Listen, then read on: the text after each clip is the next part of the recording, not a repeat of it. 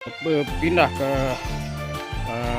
planet baharu, iaitu di Kampung Gemuruh, lebih kurang 5 km daripada planet yang lama ini. Ya, inilah keadaannya, tuan-tuan, bangunan yang berusia 60 tahun. Walaupun ada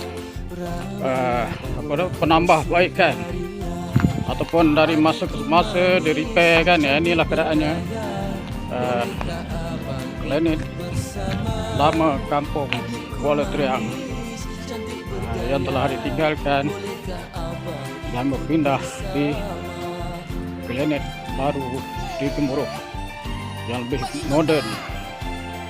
Dan di sini saya bawakan di mana 60 tahun dahulu Tok Bidan di sini,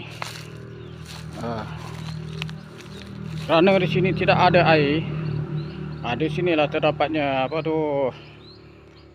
telaga untuk mandi manda, dan ditinggalkan di sini.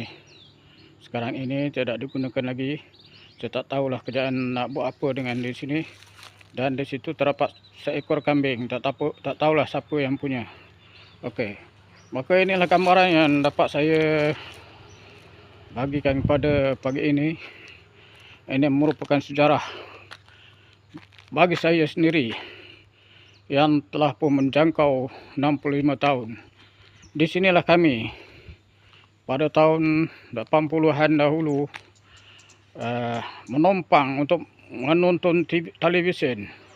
Masa itu televisyen tidak berwarna dan pakai generator.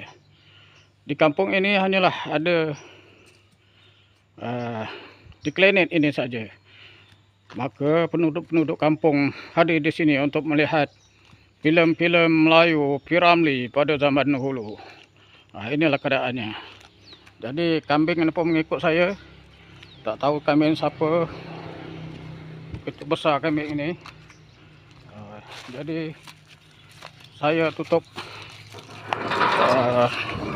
pintu pagar ini, takut kambing ini akan keluar. Jadi itulah saja yang dapat saya gambarkan mengenai keadaan di planet lama yang telah ditinggalkan.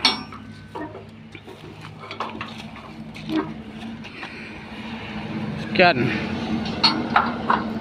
dari saya.